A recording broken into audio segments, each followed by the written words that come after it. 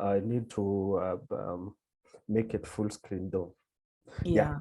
Contact. Yeah. So we'll be having that session, and it is understanding the financial statements.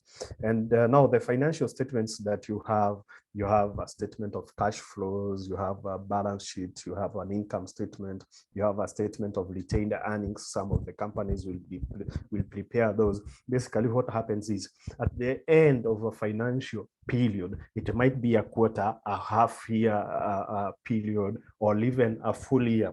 So at the end of a particular period, you will find companies preparing financial statements.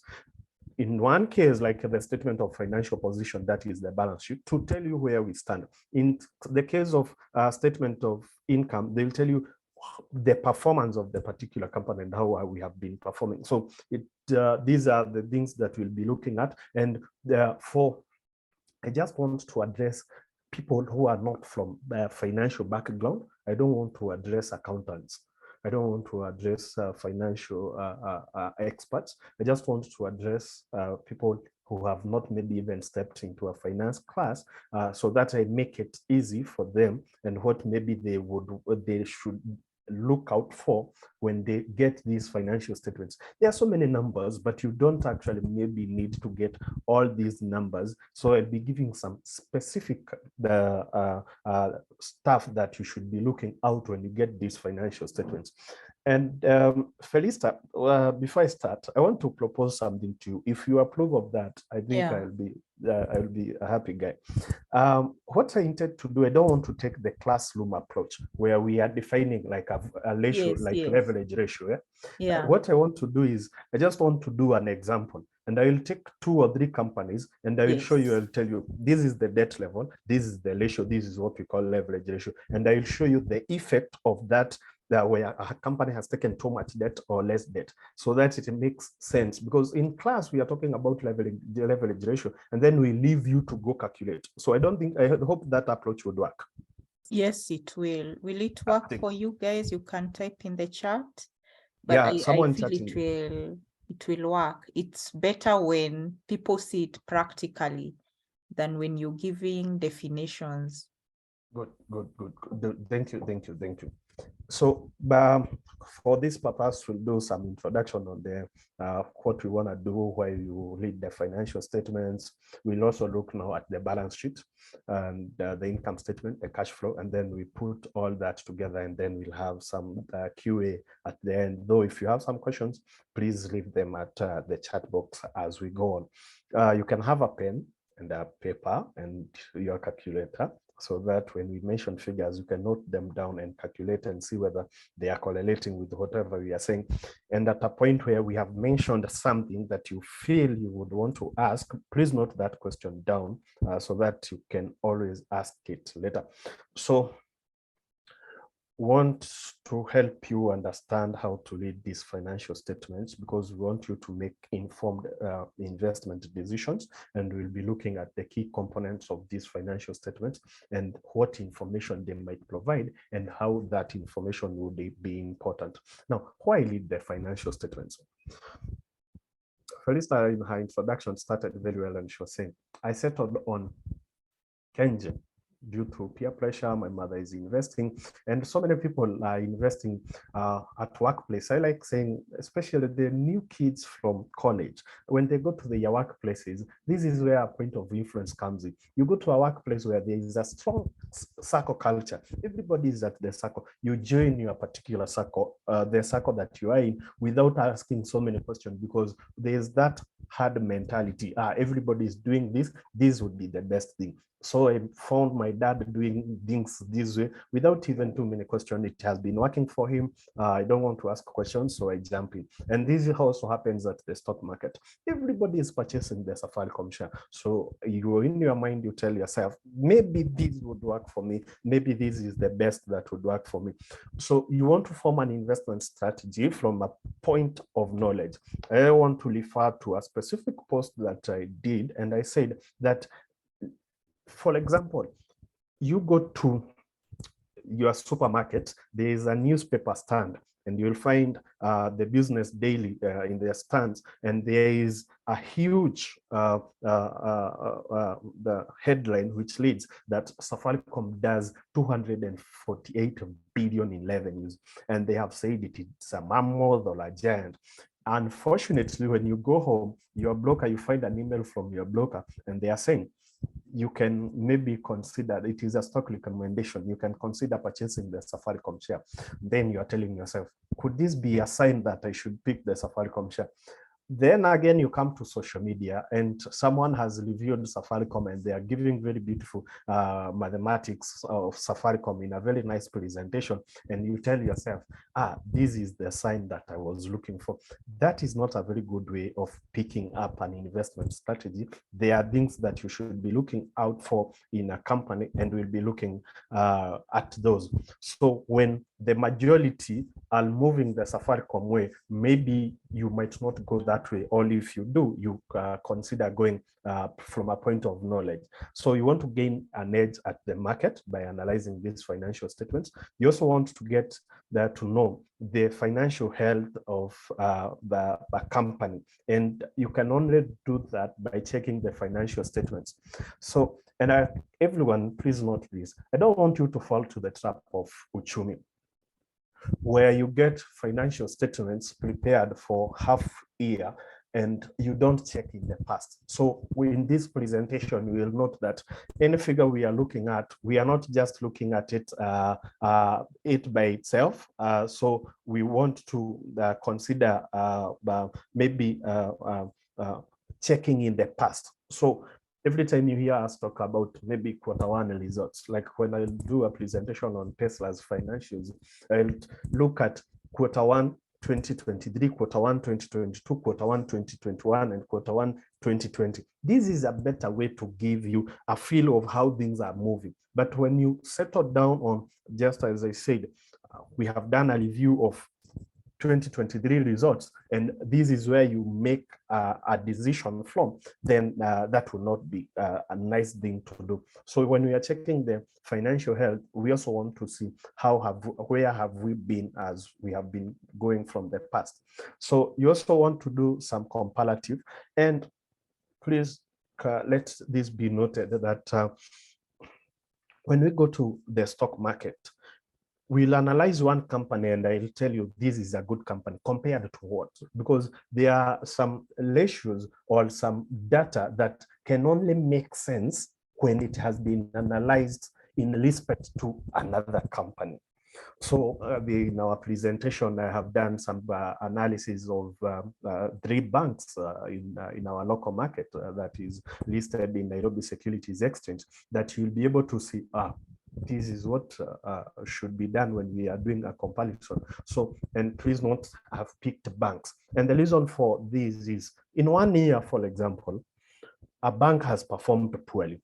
So before you decide to sell the shares and leave, maybe you would want to consider something.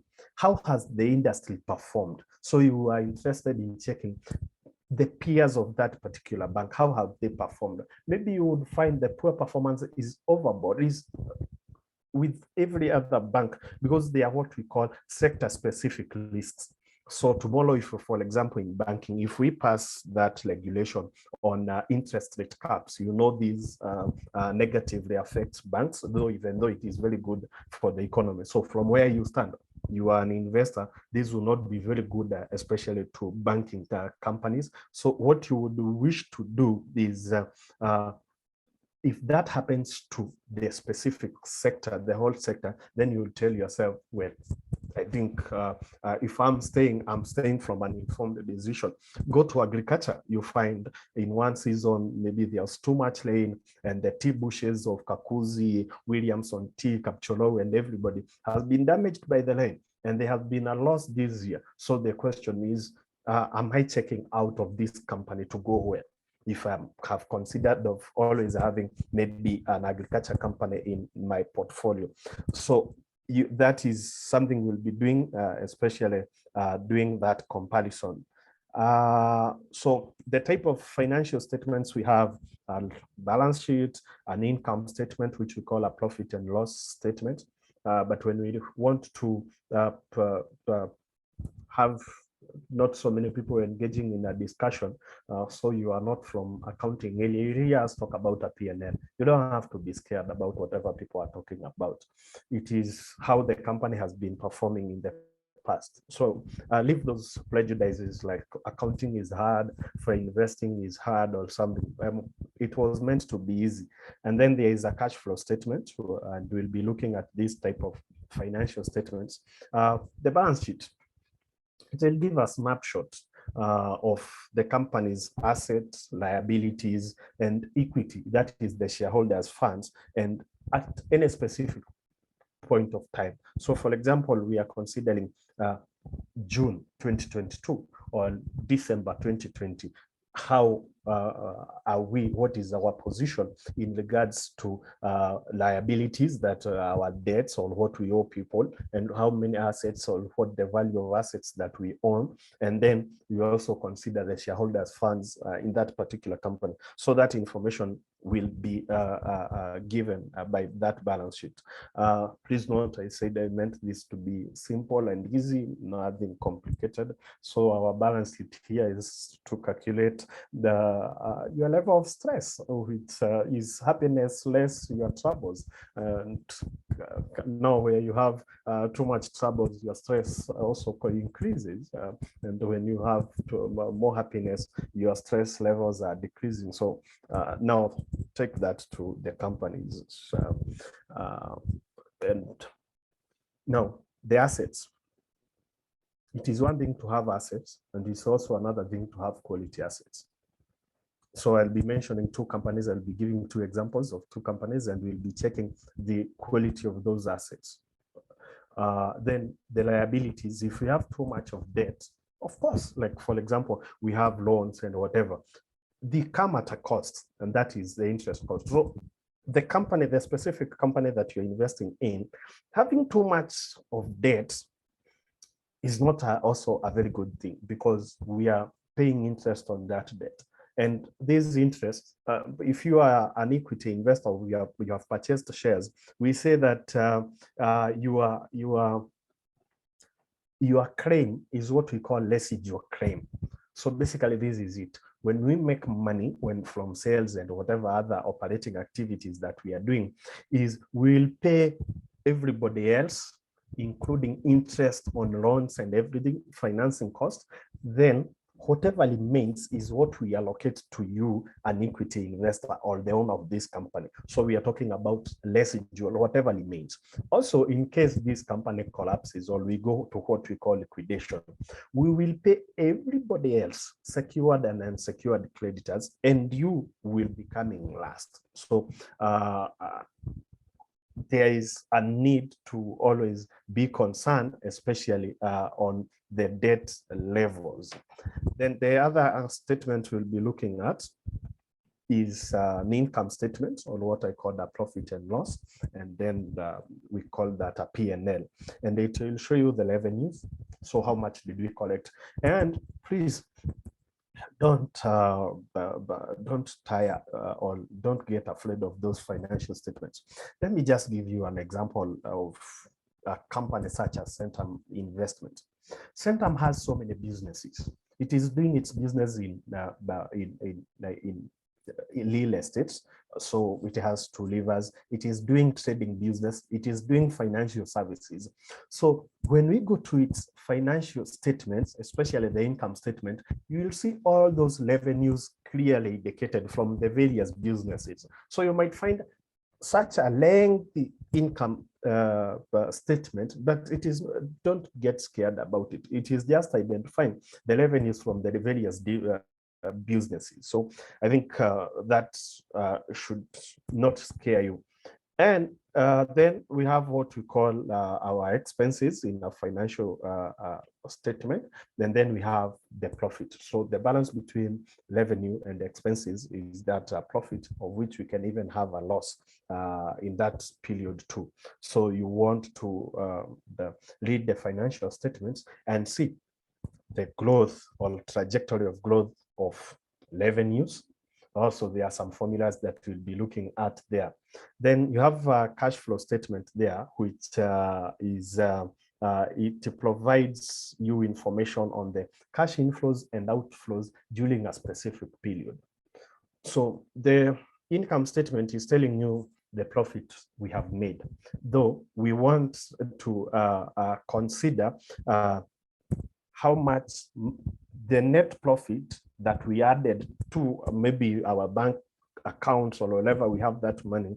Also, how much did we have from the past period? How much have we added? How much have we spent in a couple of operating activities, which we'll be talking about? So those are the statements that we'll be looking at. So the other bits, so we'll start with the balance sheets, and those are what is contained in a balance sheet of a company. So you have your assets there, you have your liabilities, and the balance between the two should give you what we call the shareholders equity or equity. So that should be it regarding the balance sheet, because I want us to go to a practical activity, because I had said the approach we'll take is not the classroom of defining what you are or a ratio of assets is equal to liabilities plus equity or whatever, or whatever leveraging ratio it is or something of the sort. I'm interested in showing you the real thing so that you can see it. So we'll pick a balance sheet of these big companies. Though for the sake of time, I will pick one and show you where you can get the specific figures. And when that we have picked, whatever we are interested in is total assets, total liabilities, and then total equity. So those are the things that we'll be picking from that balance sheet. And then with those, we'll be able to calculate what we call debt to equity, total liability to assets. And then we'll have a commentary on the quality of assets. So let's do that. So I have to stop this share and share something else that is, I think, yeah. So I hope this drops without too much hassle. So that is the EABL financials. So everyone, if you don't know where to get this data, these companies have what we call investor relations section in their website. So when you just search like EABL financials, you'll come here and you'll get the financial statements of that company. You can even, the annual reports section will give you a couple of them from the past. So if you are interested in data from the past, that is where you get that data. So I hope that is understood. I don't want to say my age, EABL. Anyway, so this annual report captures so many things on corporate governance, on the performance, the highlights, on the businesses expansion and whatever they are doing, partnerships and everything. So if you wanted to read about the company that you are interested in, whatever they are doing or they have done in the 1 year and whatever projection they have in coming days, the issues to do with corporate governance, who went out as a board member or who came in, please, you can go through that. So everyone, the chair of EABL board is that guy, Martin O'Doyle, very gentleman. So I just want to drop down and you can see that the financial statements comes under what we call the auditor's report. So I hope I did too much. So this is the consolidated statement on financial position. Yeah. So there. So the first thing we said is we are interested in what we call total assets. So when you come to those financial assets, you'll find what we call fixed assets and current assets. So we want a total of those. So we have non-current assets. So please, everyone, please note this, that the financials, we have the 2022 and 2021. So it depends which financials you are interested in. Please be able to differentiate that. 2022, so the total non-current assets there, we have and then again, note the figures. They might be in thousands, like the case here. So the figures are in thousands, and you might find the figures are put in millions. So you note that, which is best thing to be able to know whatever figures you are working with. So that technically should be 75 million. That is non-current assets. And then the current assets, 35. So for us to get the total assets, we'll get a total of that, the 75 and the 35. So everybody who was noting, you can note that your total assets will be the non-current assets and current assets. Don't have to worry, because I have captured those figures for you, but you can capture them for the sake of you learning. So we have a total assets of around the 110, 110, I think. If anyone calculates those and finds that is not the correct position, can always tell me. So again, total debts. We have two figures that we are interested in, that is total liabilities and total debts. What would be the difference? Maybe someone is wondering, what should be the difference? I also want to show you that when we are here in the financials. Let's just check like the current liabilities. There are liabilities that are owed to our creditors, like trade and other payables. Those are owed to our creditors. There is dividend payable that we have not paid. Those is owed to our shareholders. Then there is borrowings, there is lease liabilities, and then bank overdraft. Out of these liabilities, those that are debt are composed, those comprise of debt are your borrowings and the bank overdraft. So when you are calculating your total debt, you'll pick your borrowings and the bank overdraft, and then we go to I hope I'm not very fast. Maybe actually some people we are noting that down. So your total debt should be your borrowing there, and this is 6.6 B, and then the bank overdraft is a 1.8. You can actually note that down, and then we'll go to the non-current liabilities. So we have them up here, and we will pick what is debt. So we have deferred income tax, and then we have borrowings. So here, these borrowings is what we are interested to go to total debts.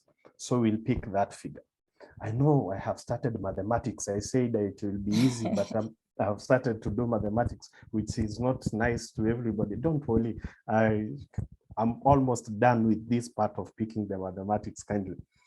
So that is the total debt. So we come to non-current liabilities, we pick the borrowings. We go to current liabilities, we pick what is bank overdraft and borrowings that should compose total debt. Then your total liabilities will be comprised of the non-current liabilities in total here, that is total liabilities, and we go to the current liabilities, and we pick that total there. So that should comprise of our total liabilities. Now, where I said it would get easy, this is what I meant. Let me just share that screen so that it gets easy as everybody had hoped it will be.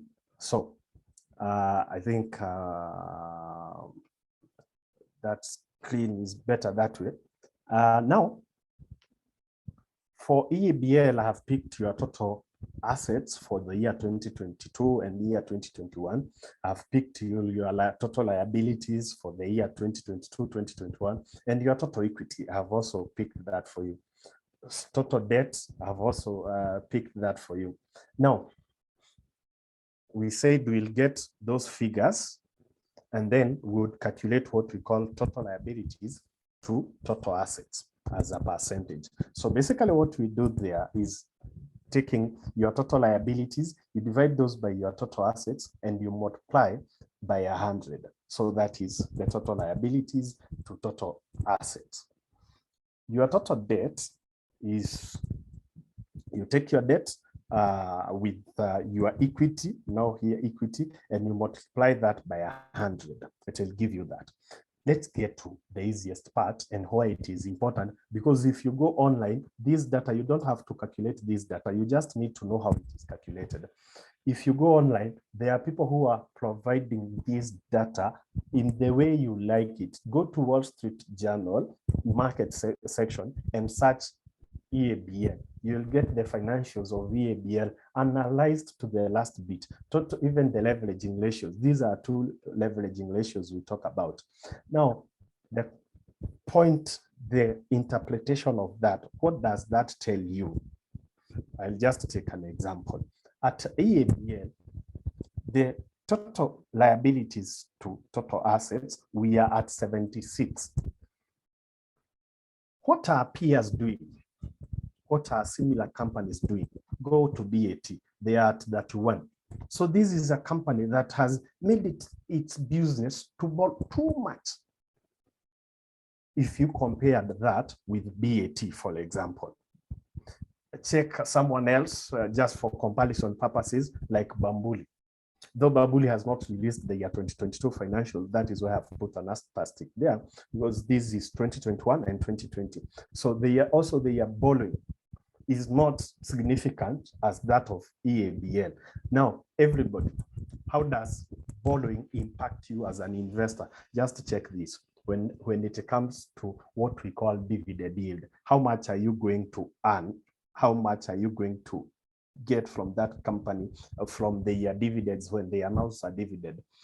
The dividend yield of EABL is at 6.9, BAT is at 12, Bambuli is at 12.79. Can you maybe try to join the effect of high borrowing with whatever benefit goes to the investor? That is told by the dividend yield. So the higher the company borrows, the lesser we'll have as investors. So from that, I think it is automatic. It can tell you. So everybody, if you don't know what the dividend yield is, we'll take the dividend that the company reported, and at a specific time, we'll divide that by the market share and multiply by 100. Though it is to say, had you purchased the BAT's shares at 470, they have reported a dividend yield full year 2021 at around 57. So 57 divided by the market share multiplied by 100, that is the dividend yield. Anyway, since you want to know how much you would make on 100,000, for example, so at Bambuli, you would have made 12,700 in terms of dividends, that is before tax. And then at EABL, you would have made 6,962. So I don't know whether the high debt at EABL now starts making sense to everybody. Now you see, we are to the bar taking the stuff and everything, and we are telling ourselves this thing is not ending soon. This is a good company. This is a big company and everything. But when you look at their financials, that is where you would see that there's something of the sort like that high debt level, which now would help you make that better informed decision.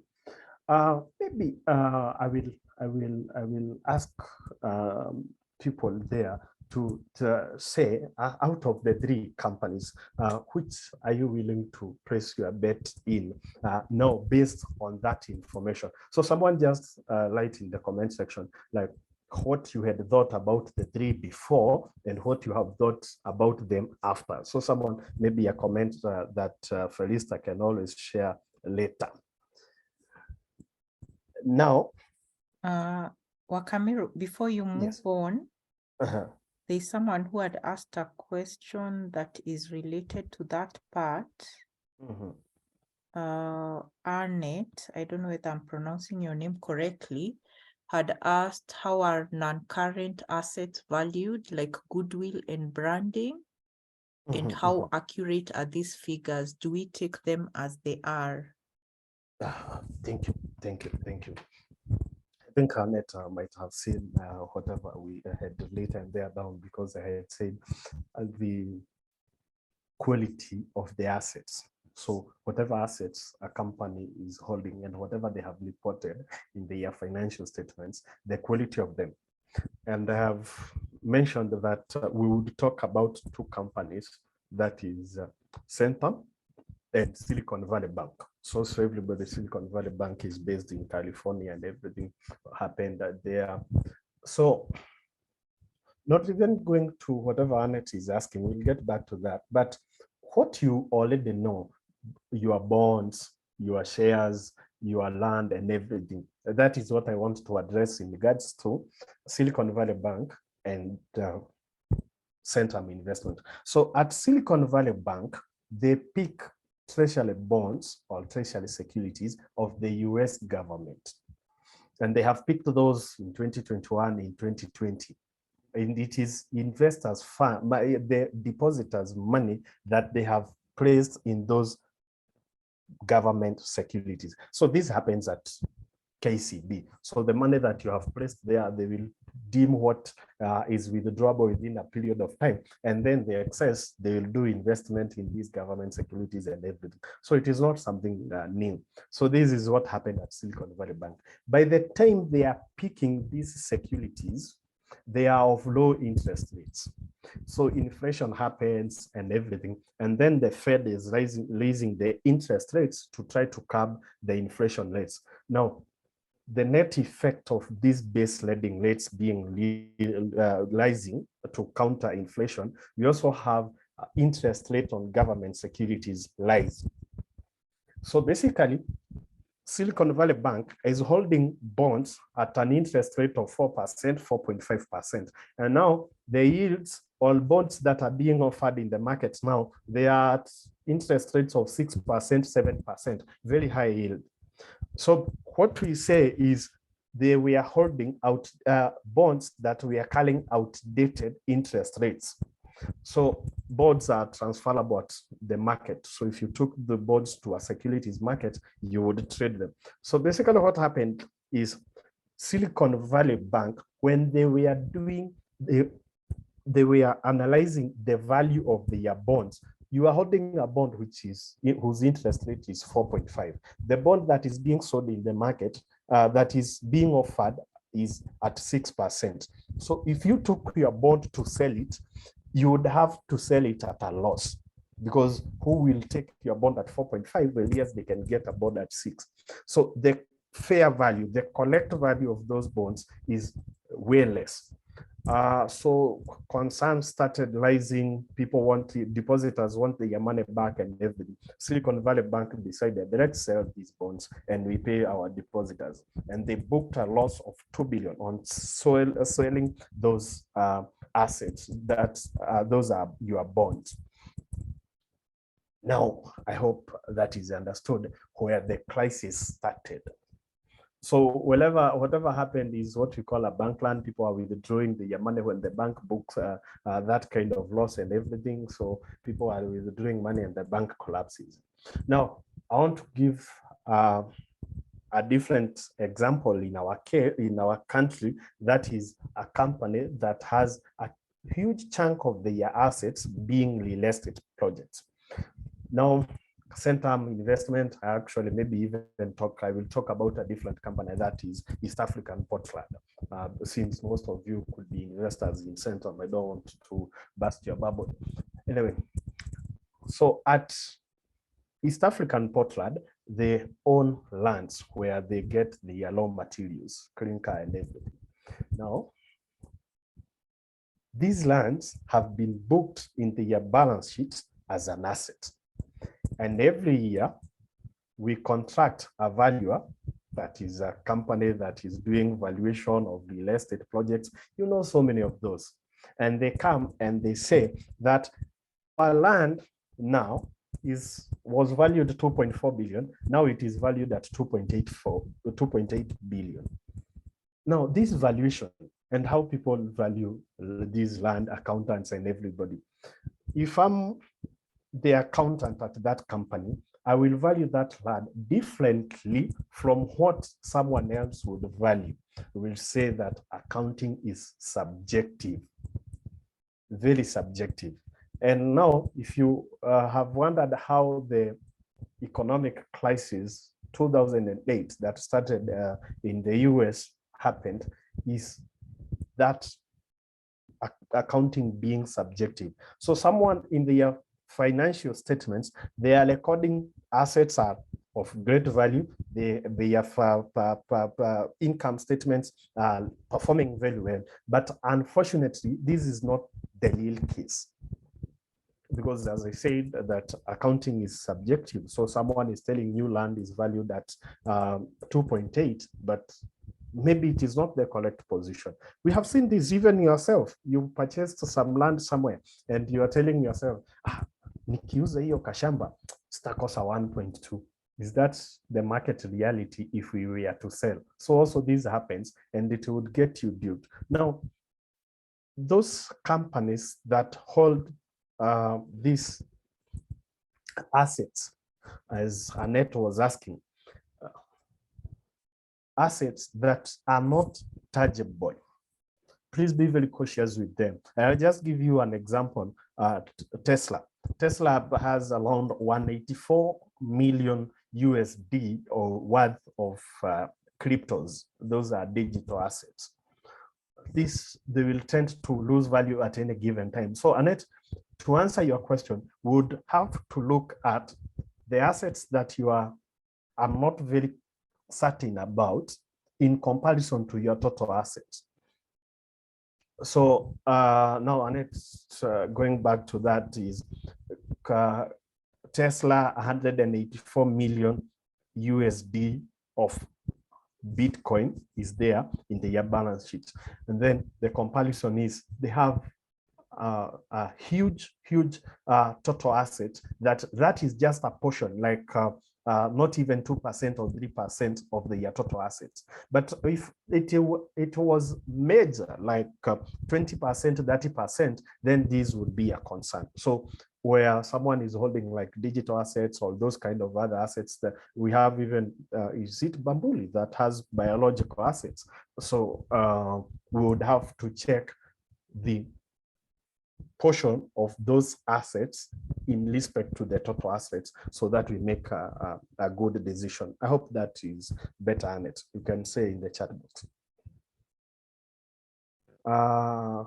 Felista, if I'm allowed to move on. Yes. Annette, I hope the answer is helpful. If not, you let us know in the chat. Yeah, that would be in order. So you'll go back to that presentation. So basically what we wanted to do is we wanted to pick the total assets, which I've shown you will take the total of non-current assets and current assets. So those will be our total assets. Now, when you go home, your takeaway assignment will be picking BAT and Babuli's financial statement and picking the total assets, which is easy now, I think.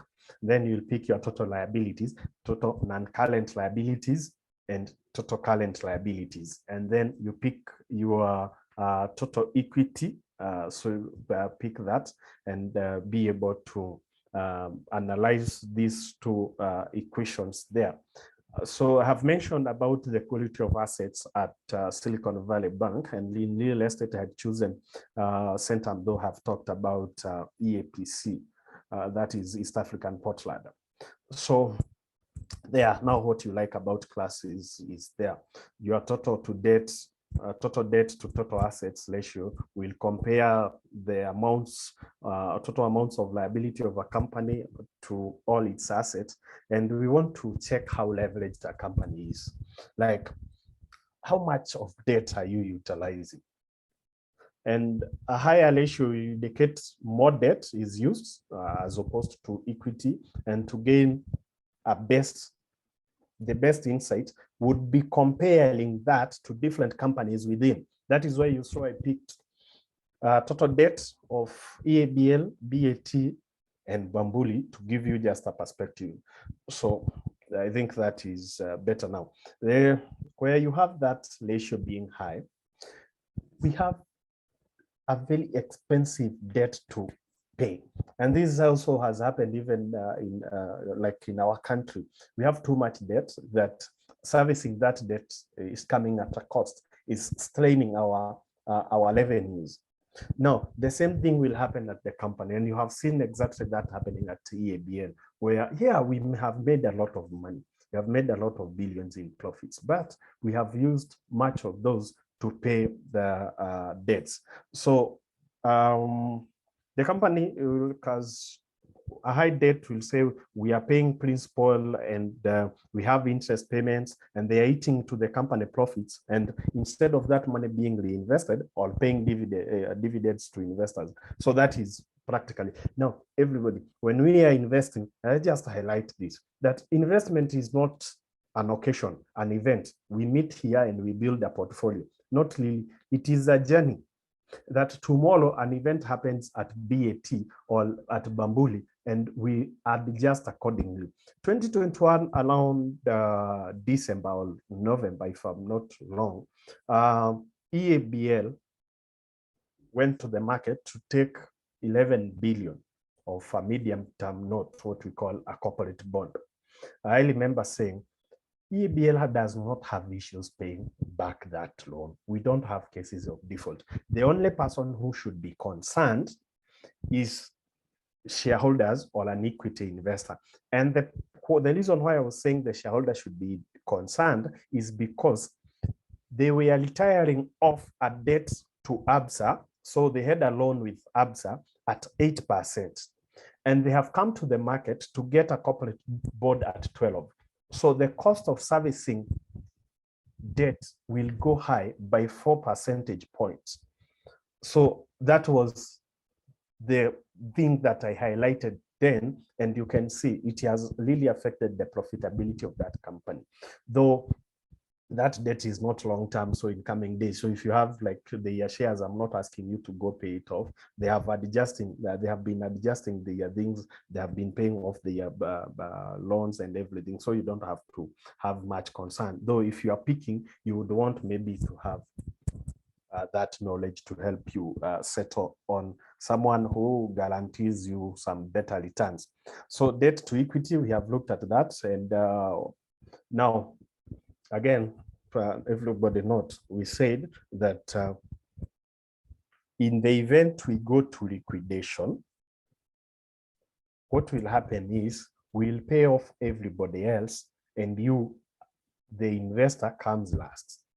So you want to be concerned when the debt levels go high, because in the event that we go to liquidation, then you might not have anything left for you. And you have seen those, like at Mumias, high debt levels to a point, even the secured creditors, they are looking the assets that they are to sell to pay themselves off, and they decide, we might not even recover a quarter of whatever we need here. So that is where you have seen we have delayed selling off the assets of Mumias despite getting court orders.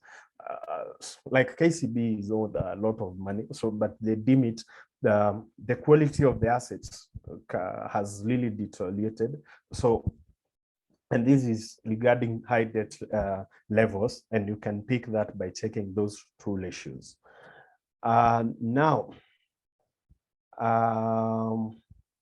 you have presented this like EABS leverage ratios, and we have the total to liabilities to total assets. The lower, the better. So even debt to equity, the lower, the better. Though in most cases, you might not find an optimal position. So we have said the best thing would be comparing. And we have compared like these companies there, the three of them, EABL, BAT, and Babuli, and we have seen that ratio, like liabilities, total liabilities to total assets. Now, and I've mentioned that the effect of EABL having a higher debt is they are servicing the debt at a high cost, and these affects profitability, which can be told by the dividend yield that is to be earned. Oh, everybody, let's talk about the income statements. So if there is a question regarding the balance sheet, I would gladly appreciate it. Then we move to the income statement. Are we together, good people? Ama muli switch off? If you have any questions, if there's something you didn't understand, feel free to ask so that we can move together. Thank you. Thank you. So the balance sheet is telling you where we are. The income statement or profit and loss is telling you how we are performing.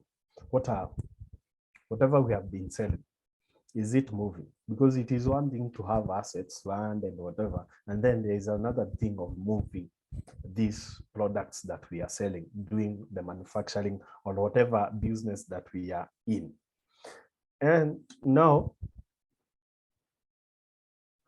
not only selling, we would sell volumes, but also we are concerned about after we have made these high sales, is there a profit? Are we making a profit? Are we profitable? And there are so many questions that we are asking ourselves at that point.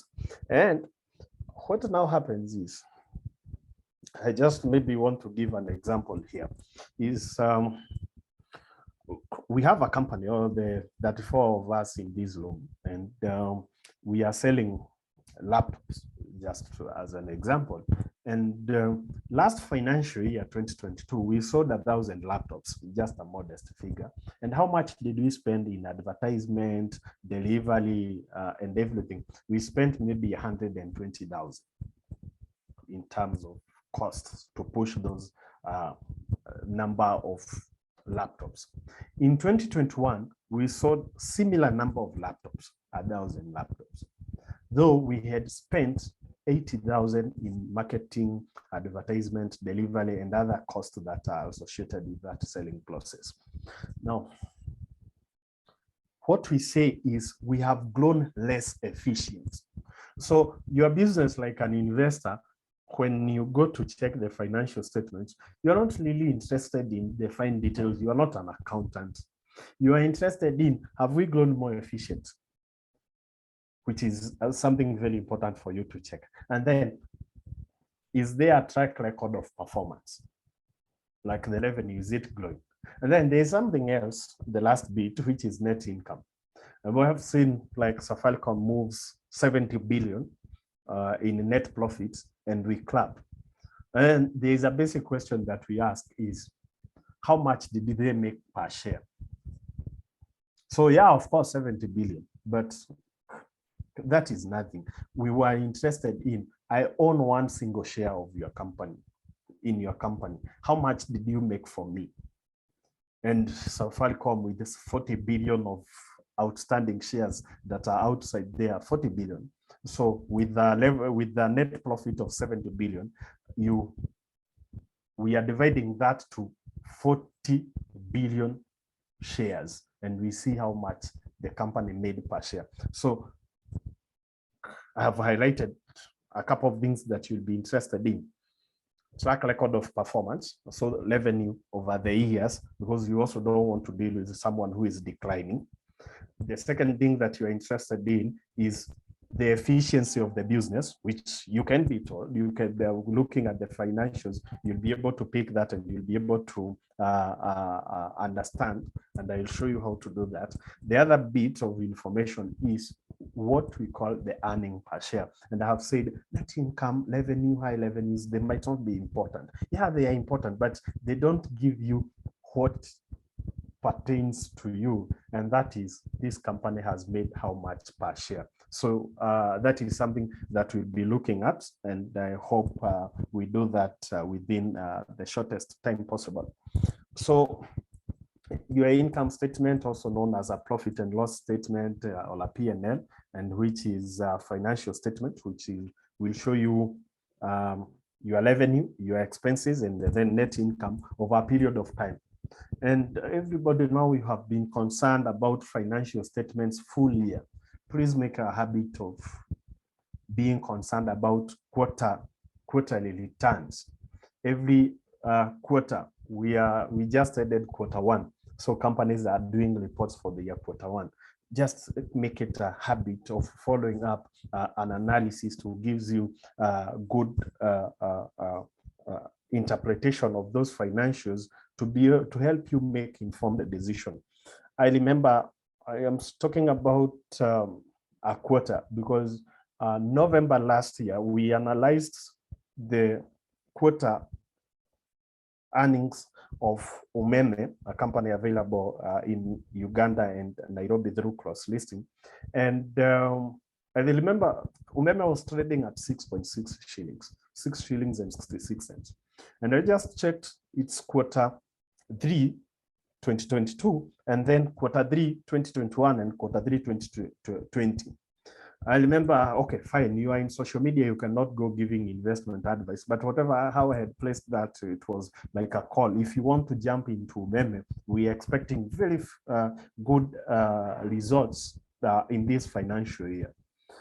So on Q, the company released very good financial results, which have come the end of this, around March this year. And on Q, the share price jumped from 6.6. It has gone to as high as 15 shillings last week.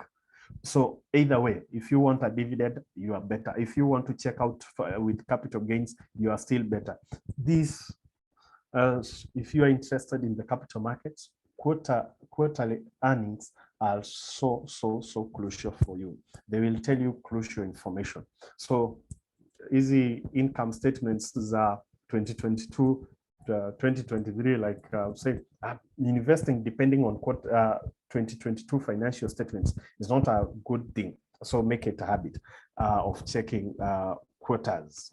So the income statement will be divided into two main sections, that is revenue and expenses. And as I mentioned, depending on the particular business that the company is involved in, so that will differ. Like your financial, like your profit and loss with the bank that is prepared by the bank that you have invested in will differ from Safaricom's the profit and loss. That will also differ from a company in agriculture.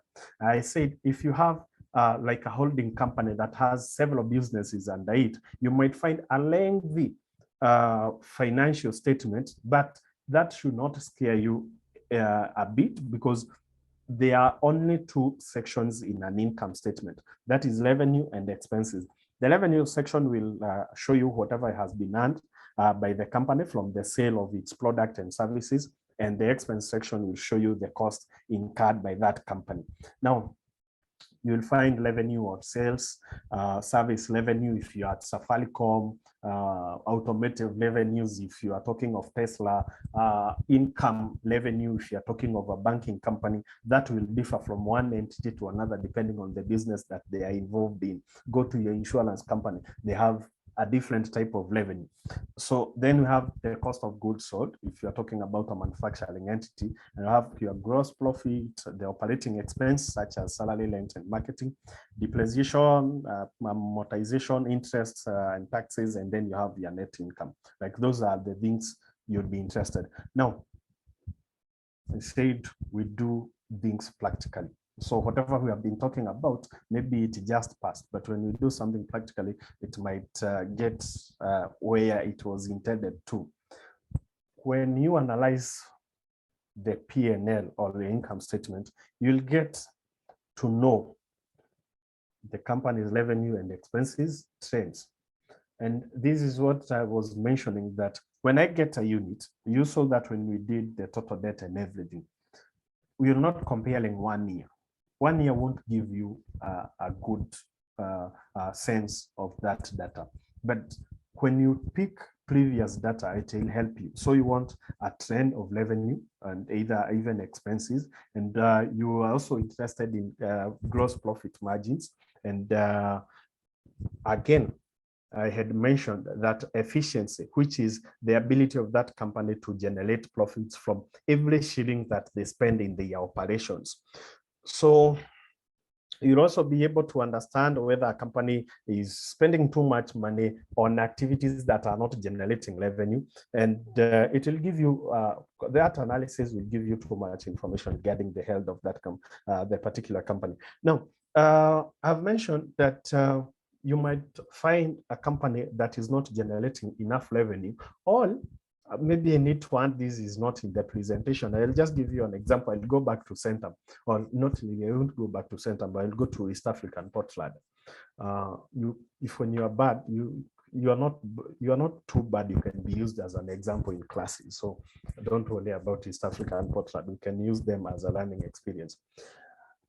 When you look at the income statement, you might find an accountant who prepared those financial statements identifying profits where there is no money to pay investors as dividends. I mentioned about a real estate company or a company that has land. I'll just take the example of East African Portland. So 2021, they did their financials and they reported a profit of 1.2 billion. And your newspaper, as I mentioned, you cannot depend on news to invest. Your newspaper, the popular newspaper doing business news, carried a headline that East African Portland goes back to profitability. So you might depend on that headline, and you are there in the market and you tell yourself, this share is cheap, I can get it. Unfortunately, you don't know where the profitability came from. So when you look at the financials, you want to know where the profitability came from. I mentioned accountants are not very good people, including myself, because we can report profits when there are none. I just want to give you the example of what happened at East African Portland. So this company goes and revalues their land. So they are what we call accounting standards. And accounting standards, there's a profit that is not really a profit that we use accounting standards to identify that. And we call that revaluation gain. So basically what happens is your land was valued at 2.4, now it is valued at 2.8. The difference, which is around 400 million, goes to the income statement as a profit. I hope that is understood. Now, we say these are profits from non-operating activities. Some of the profits from non-operating activities, they would guarantee a return. They would guarantee, for example, a higher dividend. For example, just take your bank. Their primary business is lending money, taking money from depositors and lending, either to private or to the government and everything. But they make a lot of money from Forex exchange. But that is not sustainable. That is not their primary business. Actually, these Forex would even at one time they were holding maybe foreign currencies which lose value. So when we identify like the currency gain, we have currency gain or currency loss. So it can happen. So when we look at the financial statements, we are, especially the income statement, we are interested in profits from operating activities, and they should not be like what from revaluation gain and whatever, should not be so high that it covers the losses, because this is what happened at East African Portland.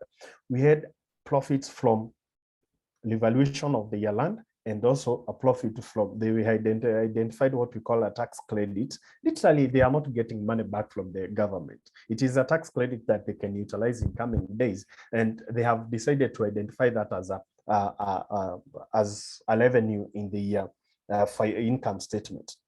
So you're gonna watch out for those what we call accounting pitfalls or landmines. You can get yourself there. A company moves out there and they do evaluation of their land. And maybe I can just give you an example of a Centum investment. They had done this revaluation gain of around 3-point-something billion, which was so huge. As I said, it is subjective because this is not done every year.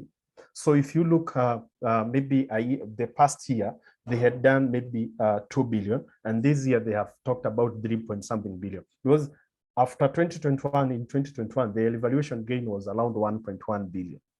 So this is subjective, and as I like saying, if we report a profit from revaluation gain, unless we sell the land so that we can have money to pay investors dividend, revaluation gain is profit on papers, just to make it simple. So you look at those financial statements and make sure you are watching out for those things.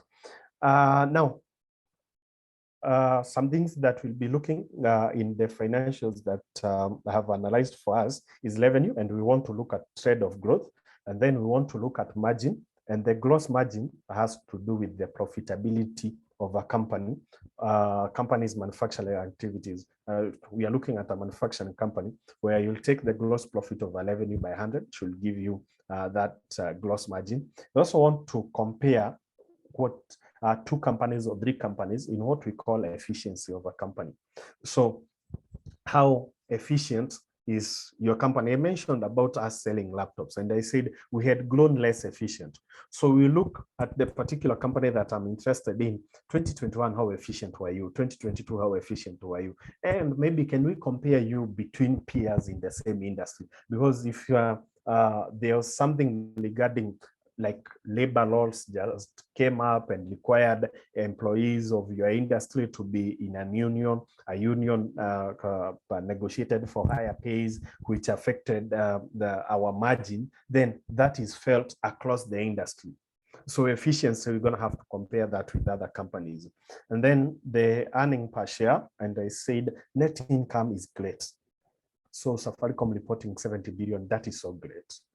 But this is the net income is profit after expenses, though the earning per share is way better, and the earning per share will indicate the company profitability by showing how much money a business makes for each of its stocks. So for each listed Safaricom share, how much is that company making? And that you get by dividing the profits of this company, Safaricom, 70 billion, by the number of outstanding shares.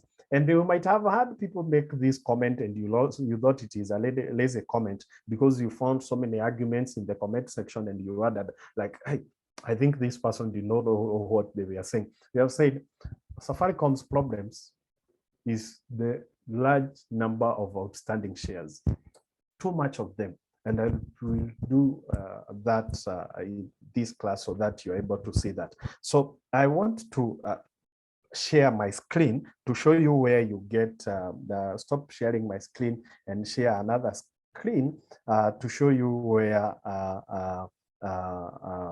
where we get these figures. And I want us to look at Tesla's financials that were released just last night. I remember I had said I would be looking at that.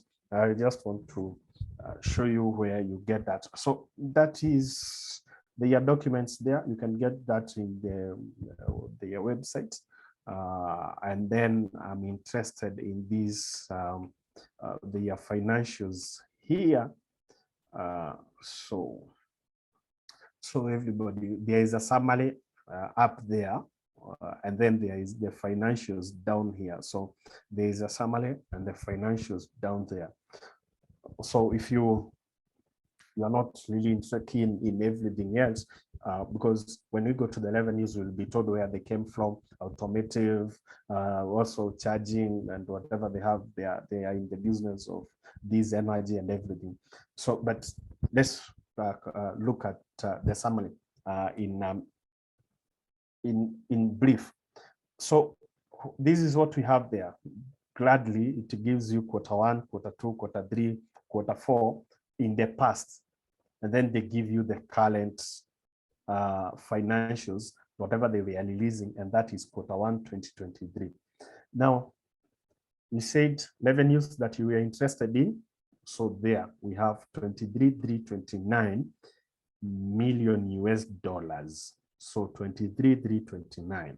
So what we pick, I was saying, we want to look for a growth trajectory. So Q1 2023, we have 23,329. Q1 2022, we have 18,756 million USD.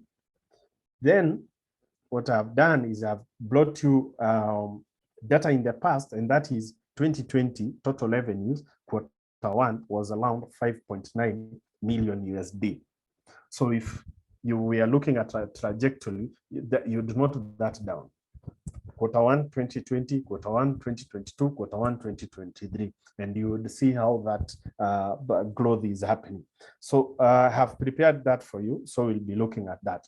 Now, this margin, we have said you will pick your gross profit over your total revenues to get the gross margin here. So this has been calculated for you. So in case it has not been calculated, it is so simple. You pick the gross profit over the total revenues, and that is it. So your gross margin is there for Q1 2022 is 20.6. Then Q1 2023, 21 is 21.3. Then 2022, the gross margin climbs to 29.1. And in Q1 2023, that dropped down to 19.3%. And I don't know whether you have followed the reaction from the market. The market has reacted negatively to this, because what margin tells you is, like in the case of Tesla, they have reduced the cost of their vehicles. The latest cut of prices was with around $3,000. So they have cut the prices of the vehicles so much that whatever margin they are operating at is so little. So this is what margin is telling you. And now it doesn't come as a surprise, because the CEO was outside there and he has shown all indicators of he wants to cut the cost of vehicles, wants to operate at a lower margin, and so that he can earn a market share. So he wants to earn a market share, and he wants to sink other companies that are coming in that area of electric vehicles. And he said in the morning that he has led a script that was written by Jeff Bezos, and at Amazon. We had cases in the early 2000s, especially even in Senate in the US, and the issues were that they were cutting, it is unethical, the margins that they were operating at, they were cutting the competitors. So this, where now you have this guy, Musk, is leading that script of let's cut, because they have too much orders of vehicles, like they have a delivery plan, and if in most cases they will always fall short. It is not that he's cutting costs because there are no orders are there, but he is cutting costs just to make sure that he gets a market share of his vehicles. So you maybe get to understand whatever is happening. So we have picked two the stuff there, that is revenue and the gross margin. And then the other bits, actually here you don't have to calculate anything because it is calculated for you. And this is the earning per share here, this one here. So in 2022 Q1, the earning per share was $1.07. And in 2023 Q1, the earning per share is 85 cents of a dollar. So you compare that with past data, which I have compared for you. I think I just need to share that with you so that you get to understand how that trend is going. So we go back as far as the data can allow you, and you have, as I mentioned, compare past data. You can even compare quarter. You saw whatever they have done in the presentation. Q1 2022, Q2, Q3, Q4, and then Q1 again. So depending on how you want to see that trajectory, you can always compare that. So basically what happens, the reason why I choose and I like comparing in terms of quarters is Q1 of each financial year. The reason I like doing that is you have had this excuse that you always give people. January kuna kuanga kugumu, wacha tuangalie kama May hapo June mambo inaweza kuwa sawa. So this is what I like looking at, like there specific issues that will be happening in the first quarter of the year that are so similar with whatever was happening in the past. So if we are not purchasing vehicles in January, well, let's look in all Januaries in the past. So if it is December when we drive sales of clothes and everything, so if you're dealing with someone in fashion or clothing industry, then okay, fine. You have a good performance this December. Let's look in the past Decembers how you have been performing. So, but this, as I said, accounting is subjective. I choose that to show whatever I like and I deem light to check. So let me project that. So after, so this analysis, you are not doing it on Tesla. You are doing it on Equity Bank here or KCB here in your local domestic local market. And then you have seen very impressive revenues, the earning per share. It is impressive because you don't have anything to compare it. They have a very good profit margin, very good because you don't have anything to compare it with. So you need to do what we call industry comparison. And I mentioned that whatever would be affecting banking would affect banking wholesale. Whatever is affecting agriculture would be affecting agriculture. So banking regulations have come up. They're expected to do 1, 2, 3. Agriculture, they have the climatic conditions changing. So it would affect the whole industry. So I have done a comparison there of Equity Bank, Standard Chartered, and Cooperative Bank.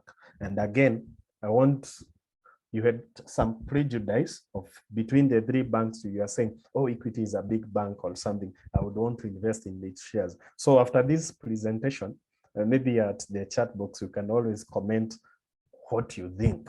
So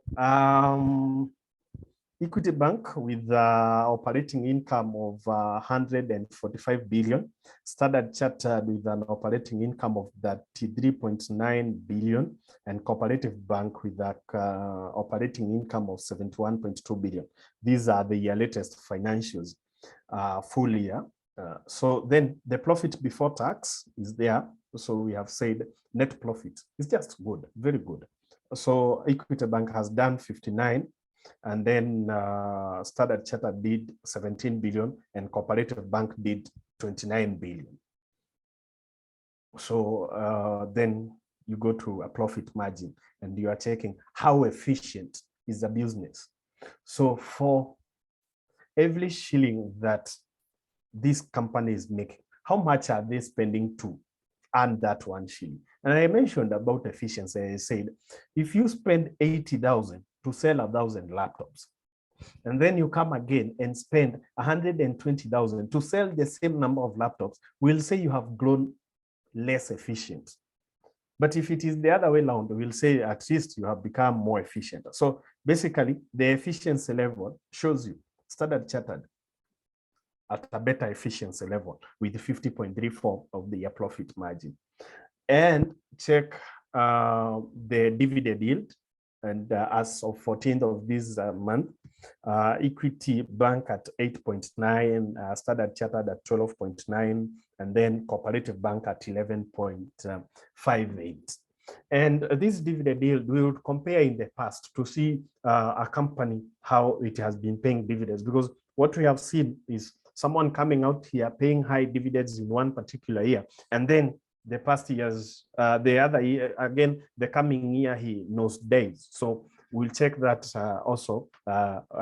We look at past data. But with this comparison here, so if I was in agriculture or I was dealing with a company in electric vehicles like Tesla, I would have to compare that. Like the margin is low, yeah, 19.3 is low. It has gone down. I would compare that with competitors. And what has happened, especially now with the Tesla, is the competitors are making losses. Tesla is in a better position, making a margin of 19. Competitors are at a negative margin. So I think that should be noted. So now I will finish with the reaction. Let me just hold that for a moment. So the cash flow statement, as time has really run out, so we'll be winding up in a few. So that cash flow statement is a financial statement that will show you inflows and outflows. So in the other place, we are purchasing raw materials, making the vehicles and selling them. But in the cash flow statement, we are interested in how much did we make from the operating activities, 23 million or whatever US dollars. And then does or whatever amount of money that we made, then that goes to our bank accounts. We want a statement that shows us, so this money we made it and where did it go? And did we have a balance in the past? So I'll be showing an example of that cash flow statement. Then it will show you, as I said, inflows and outflows of cash and cash equivalents during a specific period of time. It will provide you with information about how the company generates and uses its cash, and which is important because a company can be profitable but still run out of cash. Interesting. So we could have made a lot of money but still have no money at the end of the day, depending on how we have used it. And you have had even this with especially personal finances. So someone says, I've made a lot of money, but at the end of the day, I don't have money. So this also happens with companies. So whatever can tell you that is a cash flow statement. It is divided into 3 sections: operating, investing, and financing activities. Operating it is the primary business of that company. So from the sales and expenses, we get profit there. So that is money from operating activities. Then the section will include items such as cash from sales paid by customers, cash paid to suppliers, and taxes and everything. Investing activities will show you what the company did with the money, purchasing property, plant, equipment, and others. And will also include items such as cash paid for purchase of equipment, cash received from sale of investments. We also have financing activities section, which of the cash flow, which is related with financing activities, such as issuing or repaying debt, issuing or repurchasing stock. So when EABL does the Q1 2023 Q1 financials, they will show the money they spent to purchase back their shares. So that will be there. And it will also include items such as cash received from borrowing or issuing stock. So when we do a rights issue, there was a company there in the Nairobi Securities that TPS, I think I'm not wrong. So that money will be indicated there that we got this money from these financing activities. Some of the items you'll find there are net cash from operating activities, from the P&L, the money we get, the net profit from the P&L now will come to a cash flow. So that is from operating activities. And also cash used in investing activities, cash provided by financing activities, and change in cash and equivalents. So you'll see that. When you analyze that, you get this sense of how a company is generating and using its cash and its ability to meet its financial obligations. So there are financial obligations coming up, how the ability of the company to pay for those, you can be told by the cash flow statement. And I think I can just go direct and share Tesla's financials, the latest one, and then I will check the cash flow statement, and I will highlight maybe the thing to consider there. The financials are down there, so whatever we had up there is a summary, as I had mentioned. So this cash flow from operating activities, this amount is from the profit and loss account. So we made that from operating activities. Please note, we had 16,924,000 in as cash in Q4, by end of Q4. So when we open quarter 2023, this becomes the opening balance.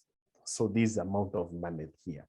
If this figure is a negative, then we are not in a very good position because we need money. As we mentioned, I think I've mentioned that here we are interested in this company has been profitable. Does it have money?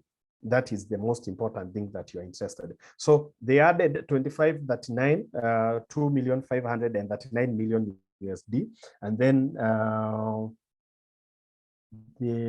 they added more money to do adjustment from cash of operating activities, all that. So that is net cash by operating activities there. And then cash flows from, they have done cash expenditures, cash flows from investing activities. We have done some investments, two investments there, purchase of investments and invest capital expenditures there. So the total of that is that. And then we have cash flows from financing activities. So they have done payments for production facilities and everything. So this plus that, less this, less that, comes to a total of that. So we made money. Yeah, we made money there, but it didn't change our position. Actually, our position went negative here. So if this negative figure is like such a huge figure, we would ask you to be concerned. We would ask for concern. So when you look different cash flows of different financials, so now that the assignment is there, BAT and Bambuli, you can go check the cash flow statements and see the past financial period you have and the current financial period you have. How have we gone? Now, see this, how things were going well. 18, then 18,800, 20, then we dropped to 16, and we have continued to drop. So that is not a very good position. Now, I had mentioned that I think we are getting to the end of our session. The questions, Felista, you can be getting prepared of the session. I'll be taking a few minutes to explain something that I had mentioned in one of my posts, that the release of these financial statements, or the expectation when we near the release dates, there are market reactions. And I just want to show that with a live market data. So Tesla yesterday closed by the end of the trading period, which was ending at around 11 p.m. local time. There it was around 4 p.m. So they had closed at 180, which was also a drop in previous days, because the also previous day they had closed at 185. Now, after market trading, now immediately the market closed, now a local time that is 11. And then Musk and his cohorts at Tesla released the financials. As they were going through doing the investor presentation, Tesla dropped in price to around 165. So after market trading closed, and now Tesla has lost around 17.6 billion, dollars per share. So that's a drop of 9.76. Now you can try imagine how much my portfolio has lost, because I've taken a huge position on this particular share. Though in investment, you don't get scared overnight. Now, that is reaction to release of financials that the market did not take very well. Let me give you a different scenario. This particular company will be doing its financials, I think today or the day tomorrow or something. And the last 1 month, in expectation of good performance, that company has gained around $32 per share. The same thing with another company that is in my portfolio, that is Aligned Technology. So The expectation, Alain will be reporting 28. The expectation of good performance from the company has seen the share price rise with that amount of dollars. Now, I want to again tell you about price. Last financial year, around April, when Alain was doing its Q1 2022, the price was so high, had gone high. And immediately after the release of those financials, the price dropped. So this is where I'm saying that if you get scared, you don't know what has been happening, and especially because these happenings will be mostly influenced by these corporate actions. We call them corporate actions, release of financials and everything. If you get scared, you might find yourself losing money. So the best thing that you can do to yourself is you invest in knowledge, and also invest in a way that you're able to know whatever is happening regarding the companies that you are investing in, because it is so important for you to do that. So again, we have mentioned again and again that when you go to the stock market and you wasema kukufa na, you take one share, that is Safaricom, and you put your 1 million in that company, that is not a very good thing to do. Sema wacha nikufe na hii, like Safaricom will double in price in coming days. If the share drops in price, you might be really trouble, because most people are like, hey, I lost this amount of money in this particular stock. So you want to have an investment diversification strategy, which can really win for you. That is where you find most people, a share like Tesla dropping doesn't scare most people, because in their portfolio, there are shares that are winning and there are others that have lost. So they don't have a problem. A win and a loss to them equals everything. Then invest in knowledge, and investing in knowledge, I just want to welcome you to, we cannot, we don't have sufficient enough time here to learn everything, because you need to know how to do fundamental analysis and also the pricing to get the pricing right. So I'll be welcoming you to our personal finance classes. They are available every month. So our May class will be starting on 8th of May, and registration is ongoing. That class, we charge you 5,000 only for around 18 hours of class. We take classes for 9 days, 2 hours a day. And then we have a new class that has started that is dealing with offshore investments only. It is training and continued support. What we have seen is most people saying that I'm not able to open a brokerage account with an international broker directly. I'm not able to trade. I'm not able to keep up with the news, earning releases and everything. So what we do is this course has training and continued support. So these are two classes, different classes. And this offshore investment course will be starting on 16th of May. Registration is ongoing. The cost of the training and continued support, which runs for 6 good months until you are able to invest all by yourself, is 24,000 per person. So that is the training and continued support. So we'll tell you and then take you through the account opening processes and everything. So most welcome to our classes. At that point, Felista, I believe there are a question or two. I would gladly take them. Okay. Thank you so much, Wakamiru, for the session. The one question I see is from Eunice, who's asking more about the, just give me 1 second to retrieve that question.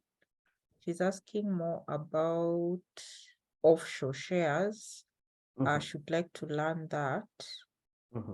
So I suppose, yeah, she can learn that in the class, but you can comment on that. And if anyone has a question, I hope these people are, we are together because they are not saying anything. So if there's anything you need clarification on this particular topic we've discussed today, or there's a part you didn't understand, or there's a question you still have, that you had when you were coming in and you feel it wasn't addressed, please, you can raise your hand, you can type it in the chat, yeah, so that it can be addressed. But you can comment perhaps on the offshore. Someone is asking about the offshore. They want to learn. Well,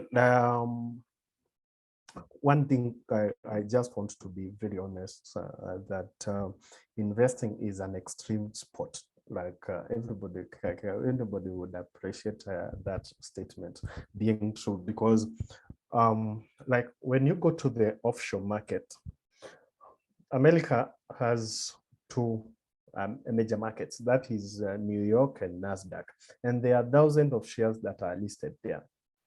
And what we have seen is people coming out, and even this happens in Nairobi, people going for those shares that are affordable to them. And instead of picking something that will be safe. Now, even picking whatever is safe with you is also a tedious task when you have to check through those. Then again, offshore, as I said, the US, two markets. Then London Stock Exchange, you have a market in Canada, and which is majorly trading also interesting stocks. And we have so many products at the stock market, at those stock markets. Unlike in Nairobi, where we are doing stocks and derivatives is so new. Derivatives is such, derivatives are so much traded in these markets. That is where you hear people talking about offshore investments, because there's so much of those investments available. So whoever is asking, I would encourage them, maybe they come to a class where we'll take around the first 3 months to train and learn about these various markets and whatever instruments are traded there. And then we'll show you how to get a feel of the market through what we call creating a watch list and a virtual portfolio, where you follow up on a share which we will set you up. Like, for example, I was setting up one of our students who came to our class. I will tell them, add Tesla to your portfolio. And the reason what I wanted is we are going to drop in price. And I just wanted to see the reaction of these students, because most of these things are, when we look at the data, they have happened. Like March 10th, Tesla had dropped, had also lost around 9% of the share price due to some investor briefing. So what we'll do is we'll give you that feel of the market through a watch list, and we have some data that is able to help you create that. So anyone who is who wants to do offshore, and what has happened is we have seen investors now saying, okay, with the current things, how things look economically, we would want to diversify. And as I encourage always, don't come to our class if you do not have an emergency fund, kindly. So if you're thinking of offshore investments and you do not have an emergency fund, you don't budget your money, you can then that class would not be for you, because stocks involve high risk. So we believe, and I believe from where I sit, that anyone who is investing should have their personal finances in order, which would be a very good thing. But anyone who is invested to come to that class, 24,000, 6 months, and you get to learn from the best regarding how to approach those markets. Yeah, thanks for that, Wakamiru. Eunice, if you're still there, yeah, you can look into that. If you don't have the basics right, you can start with the May 8th class, where you get the foundation, okay, you get your money management in order, you get your emergency fund in place and all the other things. You get a clear picture of your investment strategy, and then now you can go into the other course once you get the basics right. So allow me to read some feedback here. Audrey says it's insightful. Asante. Same to Elizabeth, says it's an informative session. someone also enjoyed the class. So I'm supposing that things have gone okay. And some feedback from people who have attended your classes. Afandi says she highly recommends Wakamiru's financial class, especially for beginners who don't know where to start. He's patient and the class is very interactive through the Q&A session. Hence, also getting a chance to learn from other learners. He also walks the journey with you post the classes through the WhatsApp support groups. Keep educating Kenyans on financial literacy and changing a generation. And then there's Billy who says, Cabs Billy actually is a great beneficiary of Wakamiru's classes and can now evaluate the risks versus returns from a point of knowledge before investing. So if you feel like perhaps you need more, yeah, Wakamiru gets to work with you and you're able to come there with a point of knowledge where you can make a decision. So I know within a few hours, you cannot get all the support that you need within a few hours, but in the class, you're able to ask the questions and get someone to work with you. So yeah, I recommend, I know some of you, I have recommended that you attend the May class because the April one passed you. So please do attend that class so that you can get some of the questions you are asking addressed. They are addressed very comprehensively, and I'm happy that you even starting the offshore class. There was someone who was asking me about offshore, and I was telling them that we've discussed offshore in 52 weeks before, though not in a way that I was very happy with. So yeah, I'm happy that Wakamiru is starting this new class where you get support over a longer period of time, of course, after addressing the basics, and then you'll be able to do the investments. You'll be able to read the annual reports and the financial statements and to make decisions from a point of knowledge. Of course, there are other factors you look at, which you can learn in the class. But yeah, I hope you get to do the homework on BAT. There was also Bamburi. Yeah. And any other share that you've ever been interested in. I see people asking about Safaricom a lot. Just go to the list of shares on the Nairobi Stock Securities Exchange, and even the offshore shares that you think about. Maybe some people talk of Apple, Google, and all those ones. Yeah, just go and check their statements. They're usually available, and look through the financial statements and see whether you've gotten something. The video will be available for you to come back and refer and see, like, practice assessing the various companies you've ever had interest in, even the companies that you may have already invested in. Practice using the statements. I remember at the meetup, someone was asking about Mansa X. Check if you can get the statements as an investor and assess what's going on. If it's a circle and people are saying a million things about your circle, get the financial statements of that circle and check what's going on. The financial statements will tell you a story that you can use to get the truth about, the various companies that you're dealing with. So yeah, practice. Yeah, I hope no one felt intimidated today, but the more you practice, the better you get at it. And of course, the video is there. You can refer back and look through a few things. And before you know it, you'll be the one teaching us how to go about it. So thank you all so much for making it for this session. I'm really hoping there is no one who has kept quiet with a question.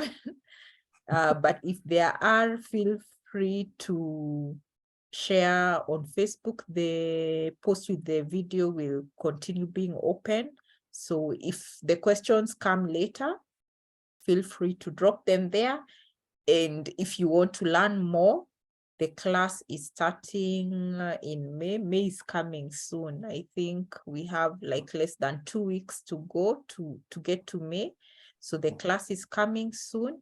You can get ready for that, and you will learn much more about investing, about the foundations, even before you begin investing, and about you'll get even to ask more questions about how to invest in shares and many other assets so that you can diversify your investment. So thank you, everyone. We will continue the conversation. I feel like we should do quizzes about this session, just to see if everyone was able to get what we were discussing. So I'll see how we can go about it. We'll discuss with Wakamiru and see.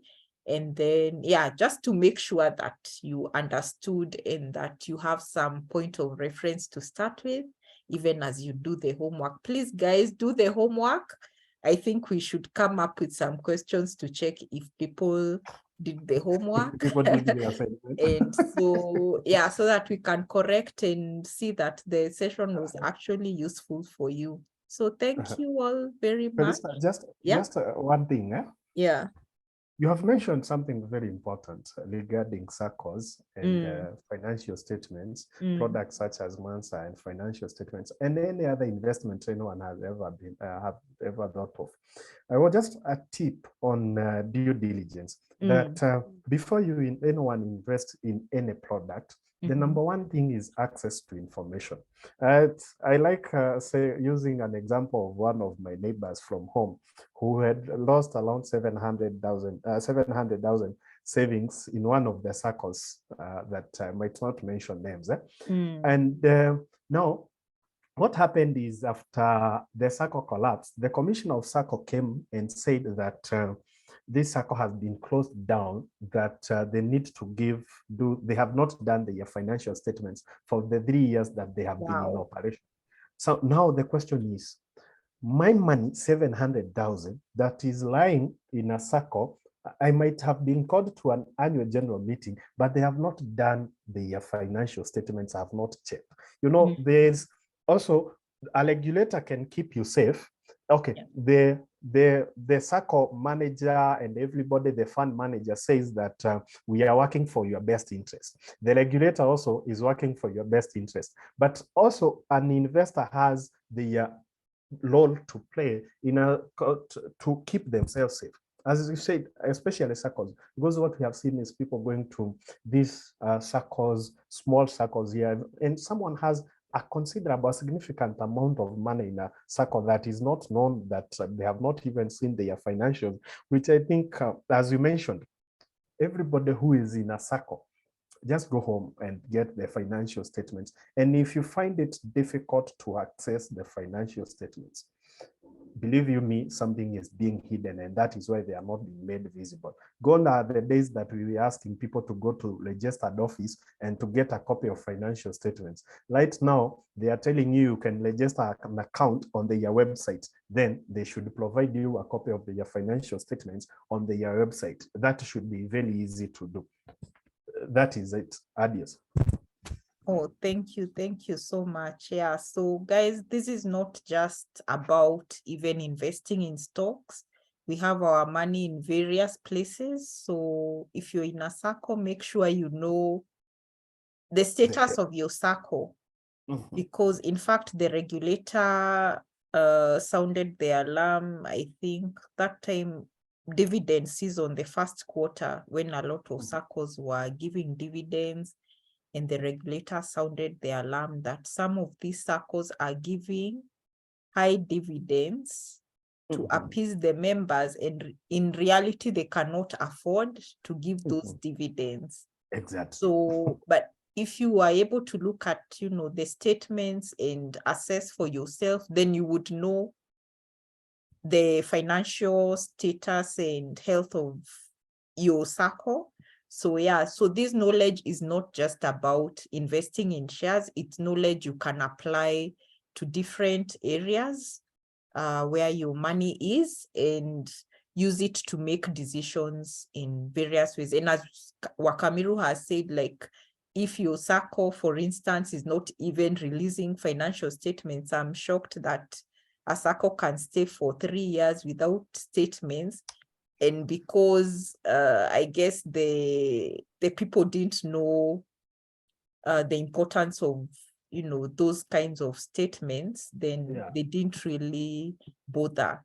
Because a lot of times you find people will rely on, oh, my family told me to join this circle, my friend said I joined this circle, but you didn't have that concrete information to judge for yourself whether it's a good idea.